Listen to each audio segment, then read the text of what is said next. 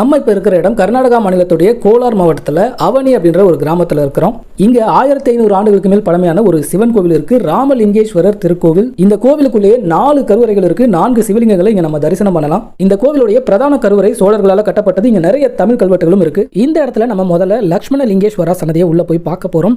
உள்ள வந்த உடனே இந்த தூண்கள், அதுக்கப்புறம் மேல இருக்கிற அந்த சிற்பங்கள், அதுக்கப்புறம் நடுவில் இருக்கிற நந்தியை சுத்தி வட்டமா இருக்கிற ஒரு அமைப்பு, எதிர சிவபெருமான் ரொம்ப அற்புதமா காட்சி தராரு. இந்த கருவறையை பாருங்களேன், எவ்வளவு பழமையான ஒரு இடமா இருக்கு. அப்படியே பார்த்துக்கிட்டே இருக்கலாம் போல இருக்கு. நம்ம உள்ள வந்தவுடனே சத்தமே இல்லாமல் அவ்வளோ அமைதியாக இருக்குங்க. மேலே வந்து சீலிங்கில் பாருங்களேன், நடுவில் வந்து உமா மகேஸ்வரி சிவன் பார்வதி காலை மேலே உட்காந்துருக்காங்க. சுற்றியும் வந்து அஷ்ட திக் பாலகர்கள் அவங்களுடைய புடைப்பு சிற்பம் இருக்குது. இந்த சிற்பத்தோடைய நுணுக்கத்தை பாருங்களேன், அப்படியே வந்து ஏதோ ஒரு ஸ்டீலில் ஒரு மோல்டு வச்சு அதை வந்து அச்சு வச்சு செஞ்ச மாதிரி இருக்குங்க.